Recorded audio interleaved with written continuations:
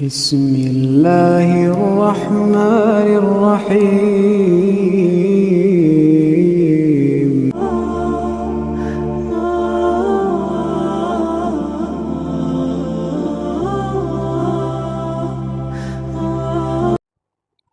الحمد للہ وحدہ والصلاة والسلام علی من لا نبی بعدہ، اما بعد فاعوذ باللہ من الشیطان الرجیم۔ ان اللہ یأمرکم ان تؤدوا الامانات الى اہلها واذا حکمتم بین الناس ان تحکموا بالعدل ان اللہ نعم ما یعظکم به ان اللہ کان سمیعا بصیرا۔ وقال النبي صلى الله عليه وسلم اذا حكمتم فعدلوا واذا قلتم فاحسنوا فان الله محسن يحب المحسنين۔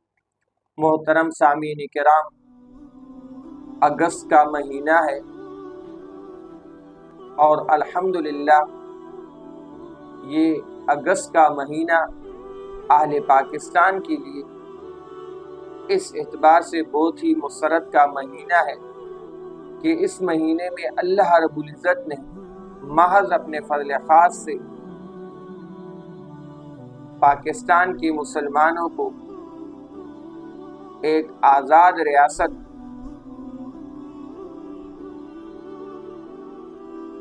پاکستان سے نوازا۔ پاکستان کا تحفہ اللہ رب العزت نے محض اپنے فضل خاص سے مسلمانوں کو عطا کیا۔ محترم سامعین کرام، لیکن اس مقام پر یہ بات بہت ہی قابل غور ہے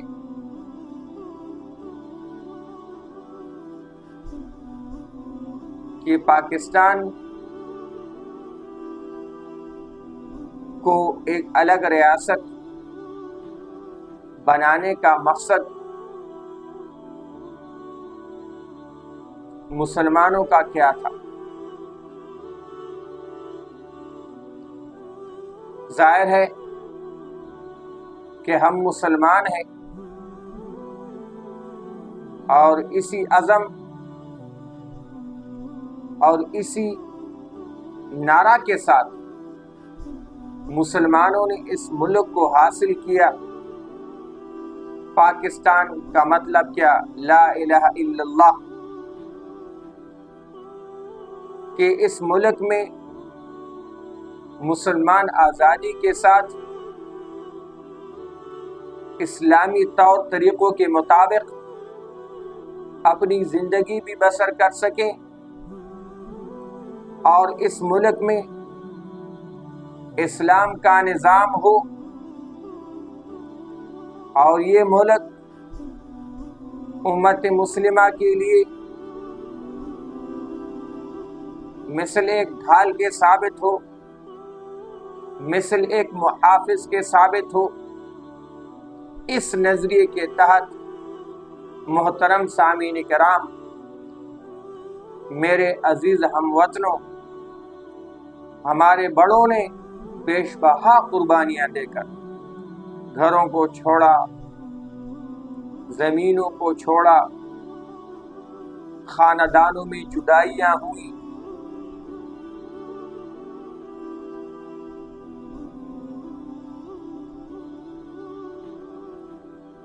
ایک ہی گھر کے افراد کے مابین یعنی میاں بیوی،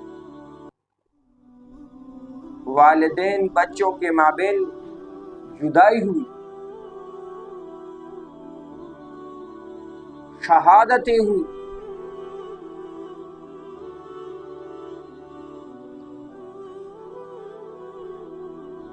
اس مقصد کے لیے کہ مسلمانوں کا ایک الگ خطہ ہو اور اس خطے میں اسلام کا نظام۔ لیکن میرے عزیز ہم وطنوں، آج ہم اپنے اس مقصد میں بہت پیچھے۔ حالانکہ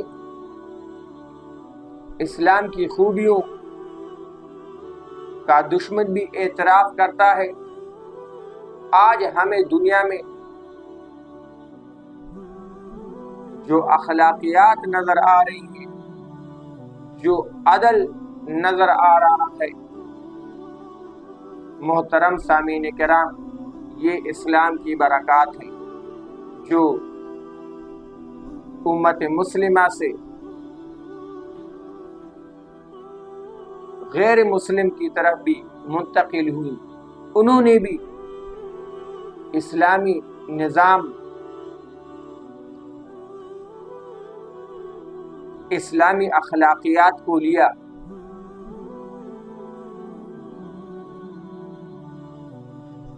تو غرض دنیا کی امن و سلامتی یہ اسلام کی برکات ہے۔ محترم سامعین کرام، اسلام سے پہلے ایران میں قتل و غارت گیری عام تھی، روم میں انصاف بکتا تھا، عرب میں زندہ بچیوں کو درگور کیا جاتا تھا۔ لیکن جب اسلام آیا تو ہر طرف امن آیا،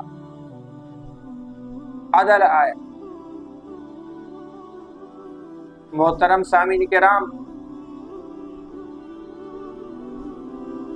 اسلامی نظام انسانوں کا بنایا ہوا نظام نہیں، اسلامی نظام آسمانی نظام ہے۔ اس کی تخلیق خالق نے کی، اللہ نے کی، جو ہم سب کے معبود ہے، اور یہ سب کچھ اللہ کا مخلوق ہے۔ اللہ کی ذات عالم الغیب ہے،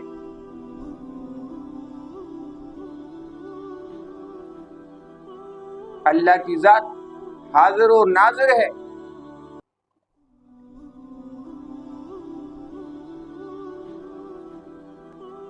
درخت کا ایک پتا بھی اللہ کے حکم کے بغیر ہلتا نہیں۔ تمام نظام عالم اللہ کی نگرانی میں ہے۔ کوئی چیز اللہ کے قبضہ قدرت سے باہر نہیں، کوئی چیز اللہ کی مرضی اور اللہ کے منشا کے بغیر حرکت نہیں کر سکتی۔ قیامت کے دن تک انسانوں کو کیا کیا کرنا ہے، کسی انسان کو کیا کیا کرنا ہے، اللہ رب العزت اپنے عالم الغیب ہونے کی بنیاد پر اس سے بخوبی واقف ہے۔ تو ظاہر ہے جس طرح نظام اللہ رب العزت انسان کو دے سکتے ہیں زندگی گزارنے کا، وہ اور کوئی نہیں دے سکتا، وہ کوئی انسان نہیں دے سکتا۔ آج ہمارے ملک میں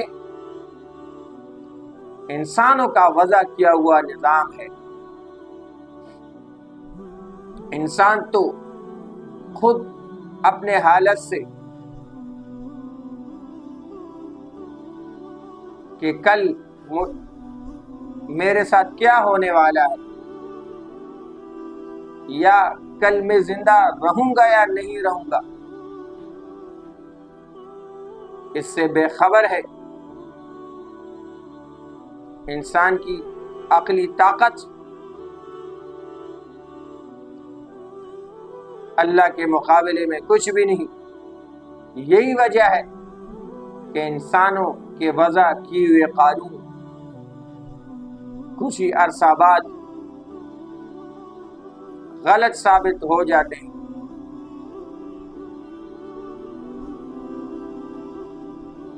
لیکن 1400 سال سے قرآن کا قانون اپنی جگہ پر 100% قائم ہے اور تا قیامت قائم رہے۔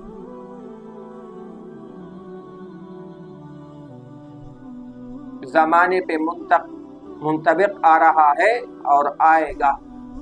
زمانے کو، انسانوں کو اس کی ضرورت تھی اور ہے اور رہے گی۔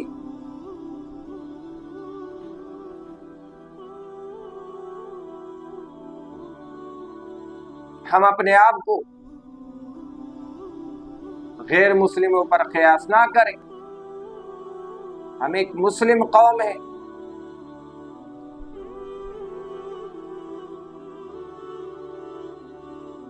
مذہب اسلام قبول کر کے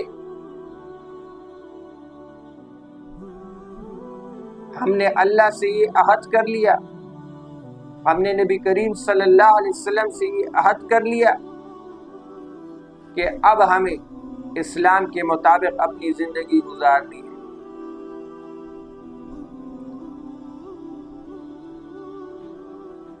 ایک عہد ہم نے عالم ارواح میں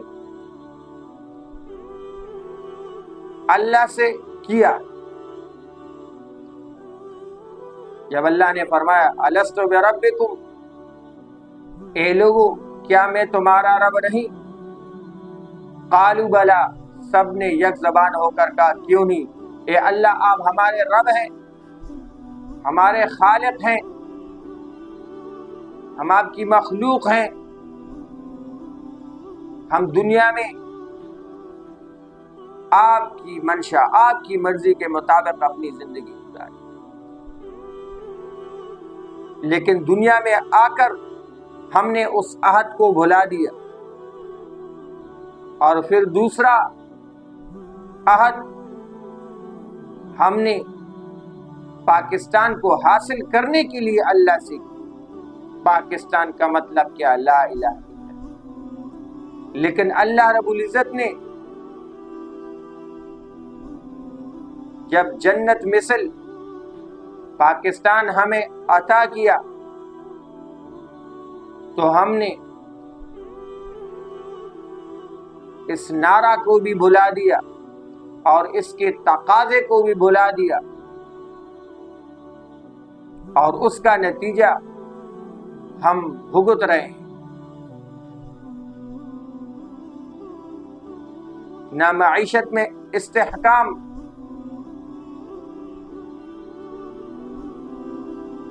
نہ عدل،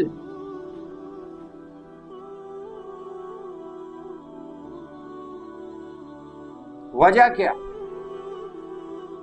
اللہ کے ساتھ غداری، اللہ کے ساتھ بدعہدی۔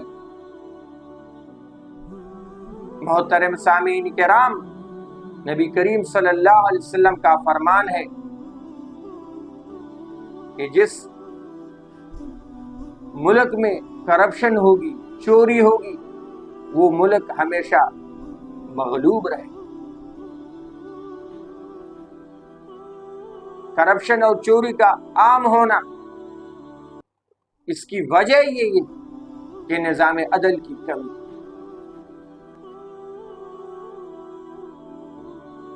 لہذا کیسے معیشت مستحکم ہوگی؟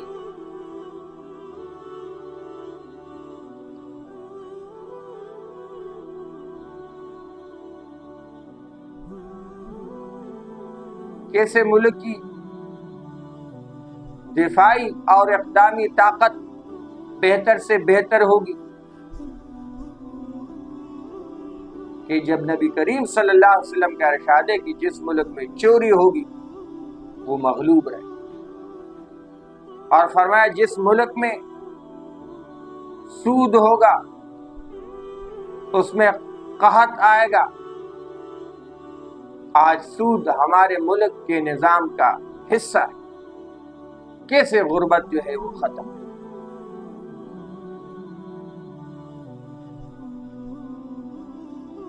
محترم سامعین کرام،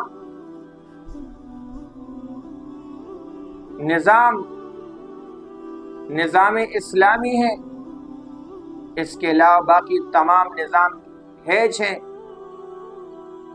وہ مسلمانوں کو معیاری ترقی نہیں دے سکتے۔ مسلمانوں کی ترقی کا راز اللہ رب العزت نے نظام اسلام میں رکھا۔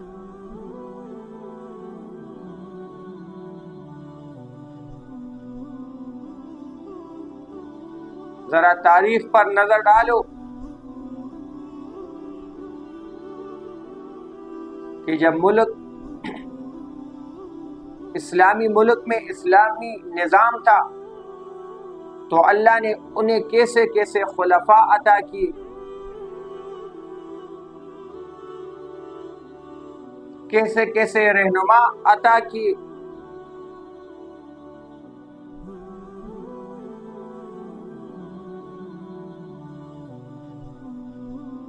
مصر کے گورنر عبداللہ بن عمر رضی اللہ عنہ کے بیٹے نے مصر میں ایک مسلمان سے زیادتی کی، عام مسلمان سے، اور زیادتی کرتے وقت ان کی زبان سے یہ لفظ بھی نکلا کہ ہم معزز ہیں، ہم معززین کی اولاد ہیں۔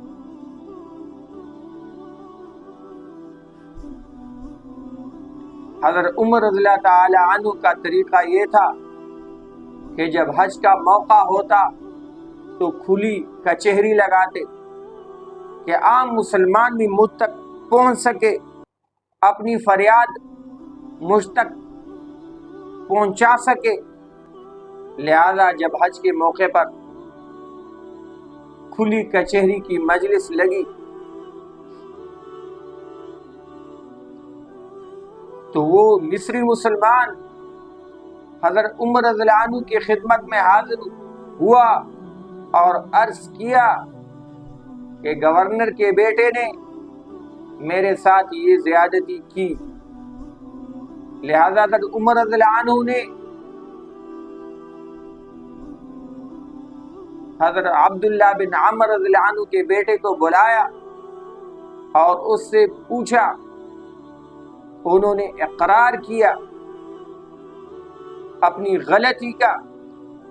چنانچہ حضرت عمر رضی اللہ عنہ نے مصری کوڑا منگایا اور اس غریب مسلمان سے کہا کہ مارو گورنر کے بیٹے، لگاؤ کوڑے گورنر کے بیٹے۔ چنانچہ وہ عام مصری اتنے بڑے مجمع میں حج کے موقع پر گورنر کے بیٹے کو کوڑے لگا رہا تھا، اور حضرت عمر رضی اللہ عنہ یہ فرما رہے تھے متا استعبدتم الناس وقد ولدتهم امہاتهم احرارا، کہ تم نے کب سے لوگوں کو اپنا غلام بنا لیا ہے حالانکہ ان کے ماؤں نے انہیں آزاد جنا۔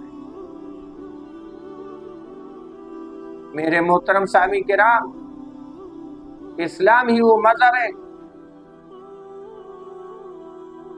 جس نے برملا اس کا اعلان کیا کہ کسی عربی کو اجمی پر کوئی فضیلت نہیں، کسی گورے کو کالے پر کوئی فضیلت نہیں۔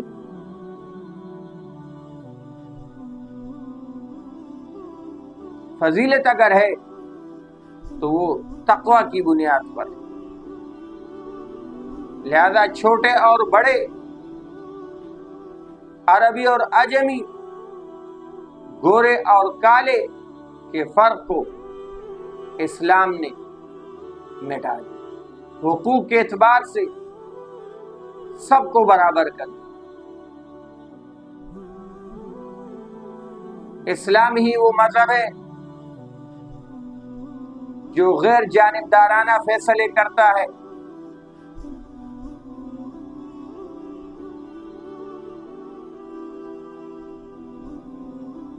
ایک مرتبہ نبی کریم صلی اللہ علیہ وسلم کے وقت میں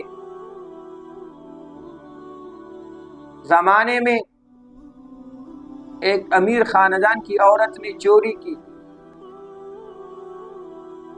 بات نبی علیہ السلام تک پہنچی۔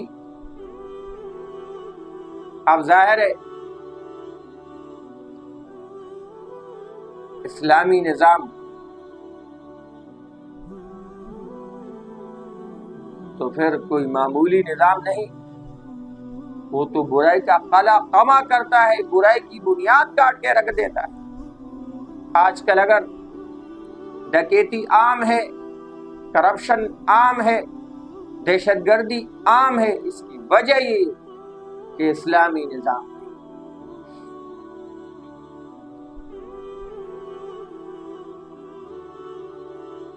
ملک میں حدود کا نظام نہیں، حدود اللہ کا نظام نہیں۔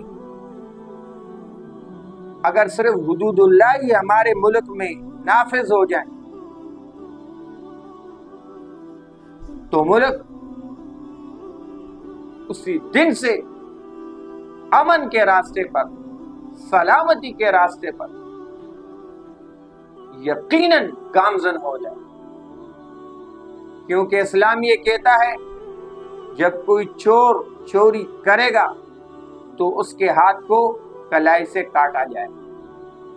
اب جب کسی چور کے ہاتھ کو کلائی سے کاٹا جائے گا اور پھر وہ یہ کٹا ہوا ہاتھ لے کر شہر میں گھومے گا، ملک میں گھومے گا، لوگ اسے دیکھیں گے کہ اس کا یہ ہاتھ اس لیے کٹا کہ اس نے چوری کی، مجال ہے کہ دوسرا بندہ جو ہے وہ چوری کرے۔ یہ کروڑوں کی تعداد میں لوگوں کے لیے عبرت کا نمونہ ہے۔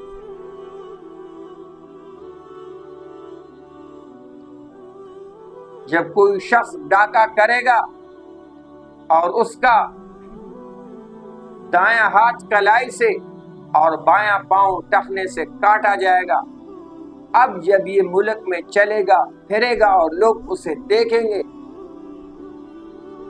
مجالے کوئی ڈاکہ کرے، چلتی ہوئی گاڑی پر فائر کرے، لوٹے، اغوا کرے،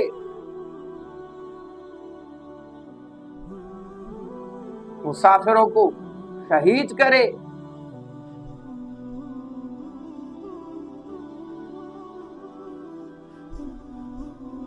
محترم سامعین کرام،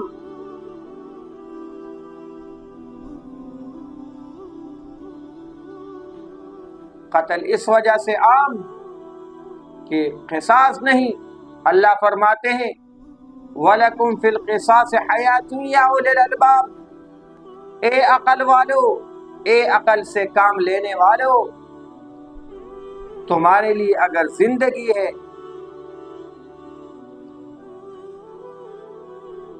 دنیا میں تو وہ قصاص میں ہے، کہ جب کوئی کسی کو ناحق قتل کرے تو اسے قتل کیا جائے، اور قتل بھی سر عام کیا جائے، مجمع کے سامنے کیا جائے۔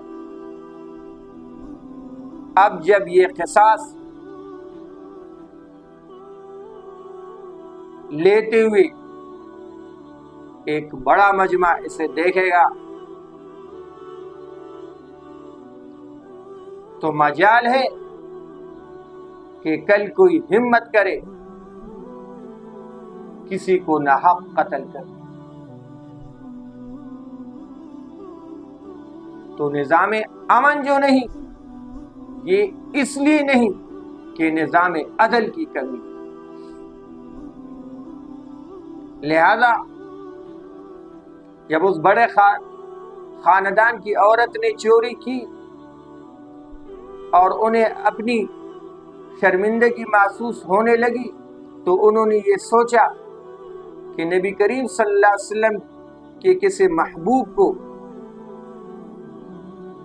نبی علیہ السلام کا سفارشی بنایا جائے، لہذا انہوں نے حضرت اسامہ بن زید رضی اللہ عنہ کو سفارشی بنایا، کیونکہ بعض اوقات حضرت حسن حسین رضی اللہ تعالی عنہما نبی علیہ السلام کے گود میں ایک جانب ہوتے، دوسری طرف حضرت اسامہ رضی اللہ عنہ۔ فتح مکہ کے موقع پر نبی کریم صلی اللہ علیہ وسلم کے پیچھے سواری پر حضرت اسامہ رضی اللہ عنہ تشریف فرماتے۔ نبی علیہ السلام نے اس دنیا سے رخصت ہوتے ہوئے جو آخری لشکر جہاد کے لیے بھیجا، اس کے امیر حضرت اسامہ رضی اللہ تعالی عنہ۔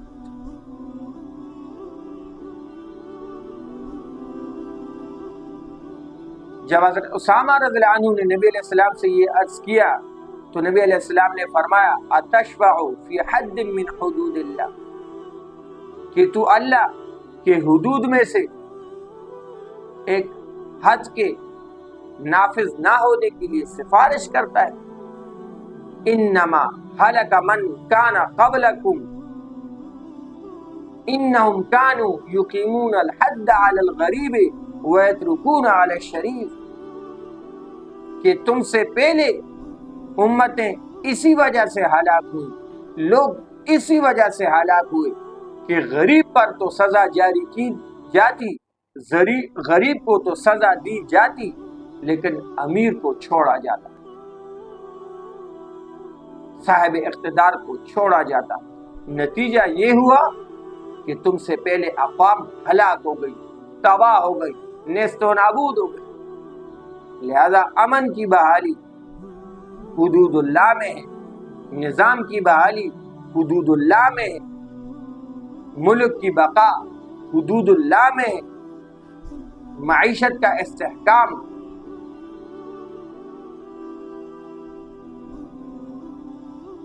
کرپشن سے، چوری سے نجات میں ہے، اور جس طرح چور کی گرفت شریعت نظام اسلام کر سکتا ہے، ظالم کی جس طرح گرفت نظام اسلام کر سکتا ہے اور کوئی نظام نہیں کر سکتا،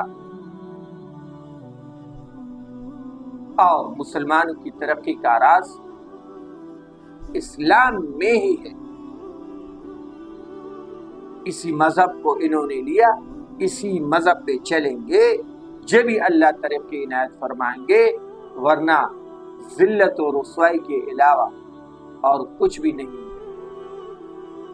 مغلوبیت کے علاوہ، بدامنی کے علاوہ اور کچھ بھی نہیں ملے۔ اللہ سے دعا ہے کہ ہمیں اپنے وطن عزیز میں اسلام کے نظام کی توفیق عنایت فرمائے۔ وآخر دعوانا ان الحمدللہ رب العالمین۔